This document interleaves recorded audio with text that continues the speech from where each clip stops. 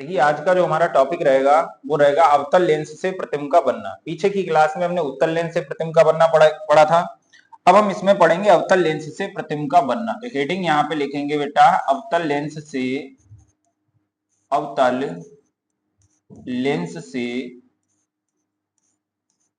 प्रतिबिंब का बनना। प्रतिबिंब का बनना, अवतल लेंस से प्रतिबिंब का बनना। तो यहाँ पे ये लिखेंगे अवतल लेंस से प्रतिबिंब का बनना। मात्र दो कंडीशन होती हैं अवतल लेंस में प्रतिबिंब बनने की। पहली तो होती है वस्तु अनंत पर रखी हो। यहाँ पे सबसे पहला पॉइंट लिखेंगे, जब वस्तु अनंत पर रखी हो। जब वस्तु अनंत पर रखी हो, अनंत पर रखी हो, ठीक है। वस्तु अनंत पे रखी है तो सबसे पहले हम अवतल लेंस बनाएंगे। ये हो जाएगा हमारे पास अवतल लेंस। दो ही कंडीशन है इसकी। उत्तल लेंस में 6 कंडीशन पढ़ी थी, इसमें मात्र में 2 कंडीशन पढ़नी है। अच्छा सा लेंस बनाना है, 2 भाग होते हैं इसके, बीच में डॉटेड लाइन यही पृष्ठ से करती है, एक पृष्ठ इधर होता है, एक पृष्ठ इसका इधर होता है। अच्छे से बनाना, बढ़िया करके ये वाला लेंस, ठीक है। और ये होती है इसकी मुख्य अक्ष। परिभाषा भी हमने लिखा है ये मुख्य अक्ष की। इसका यहाँ पे होता है प्रकाशिक केंद्र। प्रकाशिक केंद्र किससे प्रस्तुत करते हैं? सी से। इसका इधर होता है द्वितीय फोकस, यानी कि F2 इसका इधर होता है, और प्रथम फोकस जो होता है F1 इसका इधर होता है। इसका F1 इधर है, F2 इधर है। हमेशा हमने बताया था अगर वस्तु अनंत पे रखी है, चाहे उत्तल लेंस हो, चाहे अवतल लेंस हो, चाहे उत्तल दर्पण हो, चाहे अवतल दर्पण हो, वस्तु अगर अनंत पे रखी है, प्रकाश की किरणें जो है हम मुख्य अक्ष के समांतर डालेंगे। ये समांतर जाएगी, ये भी प्रकाश की किरण कैसी जाएगी? समांतर। और इसका एक नियम हमने बताया था, जब भी हमने बताए थे लेंस से प्रतिबिंब बनने के नियम, उसमें ये बताया था कि जो भी प्रकाश की किरणें मुख्य अक्ष के समांतर जाएंगी अवतल लेंस की मुख्य अक्ष के समांतर जाने वाली प्रकाश की किरणें जो है लेंस से अपवर्तन के पश्चात द्वितीय फोकस से आती हुई प्रतीत होती है। ये ऐसे निकल जाएगी। क्यों निकल जाएगी? क्योंकि ये प्रकाश की किरणों को फैलाता है, तो ये ऐसे निकल जाएगी और ये ऐसे निकल जाएगी। दोनों प्रकाश की किरणें जो हमें कहां से आती हुई प्रतीत होती हैं? ये समांतर आती हुई प्रतीत नहीं होती है, हमें जो है द्वितीय फोकस से आती हुई प्रतीत होती है, ऐसे करके, ठीक है ना। क्योंकि हमने इसमें प्रकाश की किरण ये ऐसे डाली, ये ऐसे डाली, ये फैलाता है तो ये इधर निकल जाएगी, ये इधर निकल जाएगी, इधर काटेगी नहीं जाके, इसका मतलब इसका प्रतिबिंब इधर बनेगा नहीं। तो इन प्रकाश की किरणों को जब हम पीछे बढ़ाएंगे तो ये हमें द्वितीय फोकस से आती हुई प्रतीत होती है। इसका मतलब इनका जो प्रतिबिंब बनेगा वो कहां पे बनेगा? द्वितीय फोकस पर बनेगा। यही चीज लिख देंगे यहाँ पे। इस स्थिति में इस स्थिति में इस स्थिति में वस्तु का इस स्थिति में वस्तु का आभासी सीधा, आभासी वाले प्रतिबिंब सभी मुख्य अक्ष के ऊपर प्राप्त होते हैं। वास्तव में नहीं काट रही है, इसका मतलब प्रतिबिंब कैसा है? आभासी। आभासी सीधा बहुत बिंदुवत आकार का प्रतिबिंब प्राप्त होता है। आभासी सीधा तथा बिंदुवत प्रतिबिंब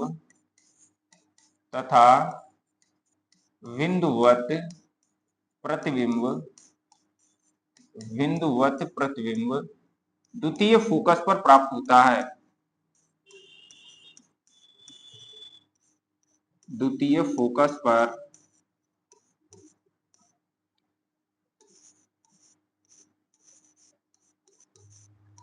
प्राप्त होता है। कहां पे प्राप्त होता है? द्वितीय फोकस पर प्राप्त होता है। अब इसकी एक और कंडीशन हमारे पास बची है, जब वस्तु अनंत तथा प्रकाशिक केंद्र के बीच रखी हो। तो यही चीज लिख देंगे, जब वस्तु अनंत तथा प्रकाशिक केंद्र के बीच रखी हो। तो यहां पे लिखेंगे, पहला वाला ये नोट कर लेना, ठीक है। दूसरा लिखेंगे, जब वस्तु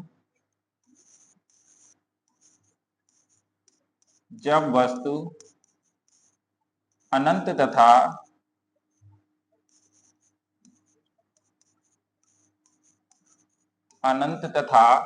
प्रकाशिक केंद्र के बीच रखी हो।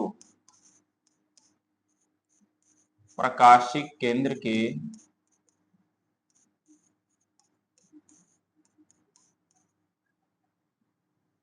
बीच रखी हो। वस्तु कहां पे रखी है? वस्तु रखी है अनंत तथा प्रकाशिक केंद्र के बीच। सबसे पहले यहाँ पे हम लेंस बनाएंगे, अवतल लेंस बनाएंगे ऐसे करके, फिर हम यहाँ पे इसकी वस्तु दिखाएंगे कहां पे रखी है। ये हो जाएगा अवतल लेंस ऐसे करके, यहाँ पे ये हो जाएगा अवतल लेंस, और अवतल लेंस के बाद जो है यहाँ पे हो जाएगी इसकी मुख्य अक्ष। इस अवतल लेंस की यहाँ पे क्या हो जाएगी, मुख्य अक्ष। ये हो जाएगा प्रकाशिक केंद्र C। इसका इधर होता है द्वितीय फोकस F2 और इधर इसका होता है प्रथम फोकस F1। वस्तु रखिए अनंत और प्रकाशिक केंद्र के बीच में, कहीं पे भी वस्तु रखी जा सकती है, समझ में आया। अनंत और प्रकाशिक केंद्र के बीच में वस्तु चाहे यहाँ पे रख दो, यहाँ पे कहीं पे भी रखो, एक ही स्थिति में प्रतिबिंब बनेगा। ये वस्तु रखी है और इस वस्तु का जब भी हम प्रतिबिंब बनाएंगे तो हमने बताया था कि जब भी हम प्रतिबिंब बनाते हैं अनंत के अलावा वाली स्थितियों में हमेशा एक प्रकाश की किरण जो है समांतर जाएगी और एक प्रकाशिक केंद्र से जाएगी। तो एक प्रकाश की किरण जो है जो प्रकाशिक केंद्र से जाती है वो तो निकल जाती है ऐसे सीधे। वो कैसे निकल जाएगी, सीधे, ठीक, बिना विचलित हुए, नियम लिखा है। दूसरी जो समांतर जाएगी तो ये समांतर वाली जो है ये फैल जाती है, ये द्वितीय फोकस से आती हुई प्रतीत होती है। समांतर वाली हमें कहां से आती हुई प्रतीत होती है, द्वितीय फोकस से। ये ऐसे निकल जाएगी लेकिन ये हमें कहां से आती हुई प्रतीत होती है, देखो हमें कहां से आती हुई प्रतीत हो रही है, ये हमें द्वितीय फोकस से आती हुई प्रतीत होती है, ऐसे करके, ठीक। ये वाली जो यहां से गई है, ये वाली ये ऐसे निकल जाती है, समांतर वाला नियम लिखा, समांतर जाने वाली द्वितीय फोकस से आती हुई प्रतीत होती है और जो ये इधर ऐसे जाएगी वो ऐसे निकल जाएगी। तो ये और ये इधर काटेंगे नहीं जाके, इसका मतलब इधर प्रतिबिंब बनेगा नहीं इनका, इधर जो है इनका प्रतिबिंब नहीं बनेगा। तो हमें पीछे देखेंगे इनका प्रतिबिंब कहां पे बनता हुआ दिख रहा है, इनका प्रतिबिंब हमें बनता हुआ दिख रहा है यहाँ पे, देखो ये यहाँ पे काट रही हैं, काटती हुई प्रतीत हो रही हैं, काट नहीं रही हैं, यहाँ पे काटती हुई प्रतीत हो रही हैं। तो वस्तु का जो प्रतिबिंब बनेगा कहाँ पे बनेगा, इसी वाले बिंदु पर बन जाएगा, ये वाला। तो ये वस्तु का प्रतिबिंब बन रहा है आभासी, क्योंकि मतलब वास्तव में नहीं काट रही हैं, देखो ये यहाँ से काटती हुई प्रतीत होती है, तो कैसा बनेगा, आभासी। और मुख्य अक्ष के ऊपर है तो कैसा होगा, सीधा। इस स्थिति में वस्तु का प्रतिबिंब आभासी कॉमा सीधा, ऐसे करके लिख देना। इस स्थिति में वस्तु का प्रतिबिंब आभासी कॉमा सीधा तथा वस्तु से छोटा तथा वस्तु से छोटा प्रतिबिंब F2 तथा लेंस के बीच प्राप्त होता है। F2 तथा लेंस के बीच या F2 तथा प्रकाशिक केंद्र के बीच लिख सकते हैं। F2 तथा लेंस के बीच प्राप्त होता है।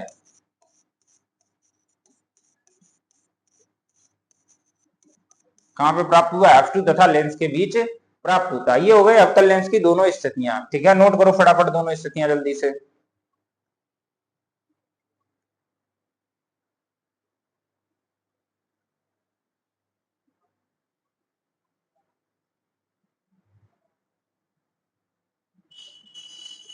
लेंस से संबंधित चिन्ह परिपाटी क्या है, कुछ दूरियां जो है प्लस में ली जाती हैं और कुछ दूरियां किस में ली जाती हैं, माइनस में ली जाती हैं। तो वही हम चिन्ह परिपाटी के अनुसार हम पढ़ेंगे कि कौन सी दूरियां हमें प्लस में लेनी है और कौन सी दूरियां हमें किस में लेनी है, माइनस में लेनी है। देखो तो बेटा हेडिंग हम यही लिखेंगे, लेंस से संबंधित निर्देशांक ज्यामिति की चिन्ह परिपाटी। तो यहाँ पे यह लिखेंगे लेंस के लिए चिन्ह परिपाटी, लेंस के लिए निर्देशांक ज्यामिति की चिन्ह परिपाटी लिख देंगे या सिर्फ लिख देंगे लेंस के लिए चिन्ह परिपाटी। तो हेडिंग लिखना है हमें लेंस के लिए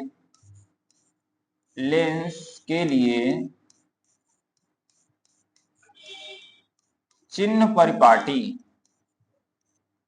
ठीक है। ये हमें ऐसे भी मिल सकता है, लेंस के लिए निर्देशांक ज्यामिति की चिन्ह परिपाटी। देखो इसका मतलब ये होता है कि कौन सी दूरियां हमें प्लस में लेनी है क्वेश्चन में और कौन सी दूरियां हमें माइनस में लेनी है। देखो तो इसकी जो पहला नियम होगा, इसका पहला नियम जो होगा वो ये होगा कि सभी प्रकाश की किरणें जो है बाईं तरफ से डाली जाएंगी।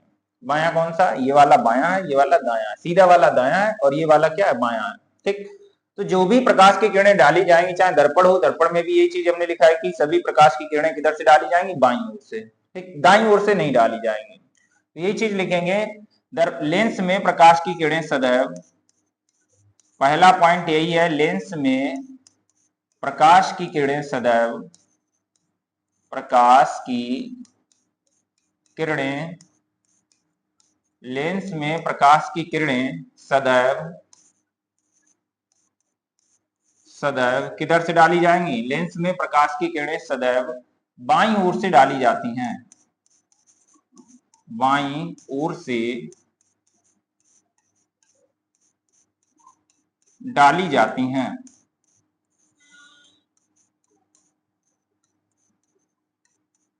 ये पहला पॉइंट याद रखना है, प्रकाश की किरणें सदैव लेंस में किधर से डाली जाएंगी, बाईं ओर से डाली जाएंगी, और सभी दूरियां जो मापी जाएंगी वो नापी जाएंगी दर्पण के प्रकाशिक केंद्र से। दूसरा पॉइंट इसका ये हो जाएगा, सभी दूरियां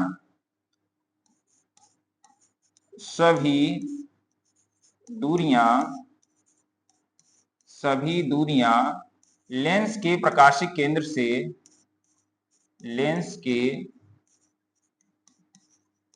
प्रकाशिक केंद्र से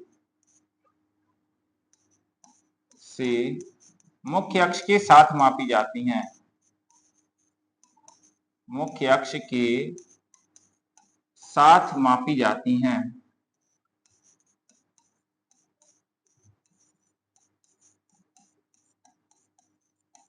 सभी दूरियां लेंस के प्रकाशिक केंद्र से मुख्य अक्ष के साथ मापी जाती है। जैसे यहाँ पे इसका पॉइंट का मतलब समझ लो, ये होता है लेंस, यहाँ पे होता है प्रकाशिक केंद्र, इधर वस्तु रखी है, यहाँ पे प्रतिबिंब बन रहा है, तो दूरियां हम मापना कहां से स्टार्ट करेंगे, प्रकाशिक केंद्र से और मुख्य अक्ष के साथ। ऐसे ये वाली दूरी मापी जाएगी, लेंस से अगर इस वस्तु के बीच की दूरी मापी जाएगी तो यहां से मापना स्टार्ट करेंगे, ये वाली दूरी मापी जाएगी। ऐसा नहीं है कि लेंस से वस्तु के बीच की दूरी, ये वस्तु है तो ये वाली दूरी माप ले, नहीं होगा, समझ में आया, ये गलत माना जाएगा, ये गलत माना जाएगा। हमेशा प्रकाशिक केंद्र से मापेंगे और मुख्य अक्ष के साथ मापेंगे। ऐसा नहीं है प्रकाशिक केंद्र से मापना हम स्टार्ट कर दें और ये वस्तु है तो ये वाली दूरी हो जाए, ये भी गलत। हमेशा प्रकाशिक केंद्र से किधर मापी जाएंगी, मुख्य अक्ष के साथ मापी जाएंगी। तो ये हो गया दूसरा पॉइंट।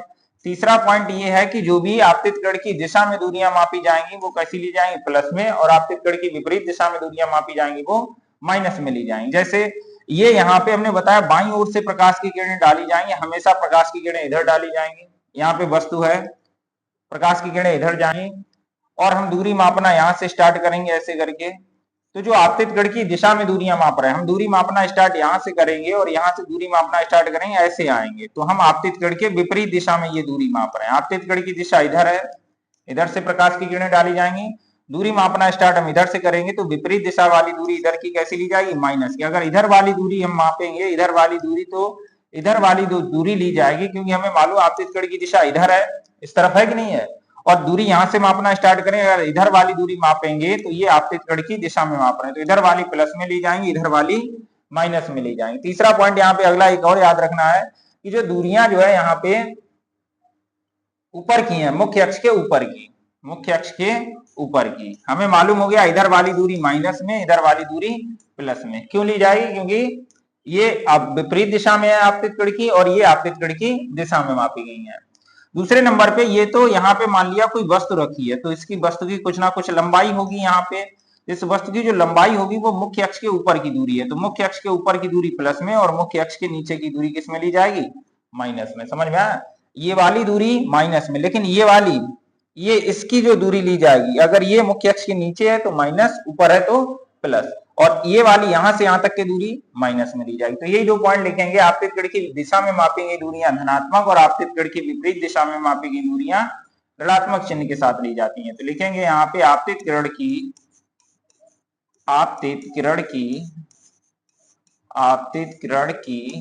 दिशा में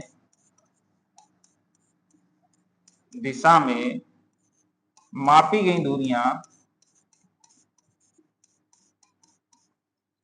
आपतित किरण की दिशा में मापी गई दूरियां धनात्मक तथा आपतित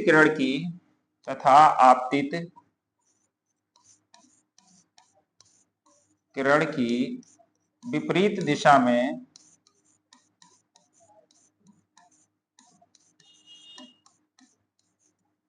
दिशा में मापी गई दूरियां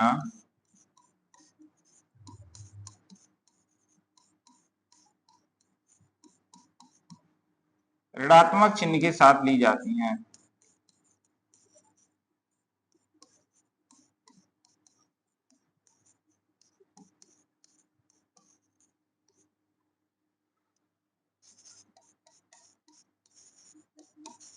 आपतित कण की दिशा में मापी गई दूरियां धनात्मक तथा आपतित कण की विपरीत दिशा में मापी गई दूरियां ऋणात्मक चिन्ह के साथ ली जाती हैं। अगला पॉइंट लिखेंगे, मुख्य अक्ष के ऊपर की दूरियां धनात्मक, मुख्य अक्ष के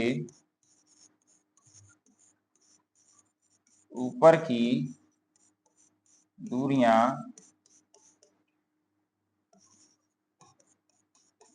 धनात्मक तथा मुख्य अक्ष के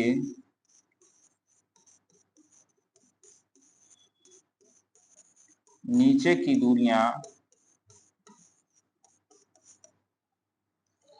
ऋणात्मक चिन्ह के साथ ली जाती हैं।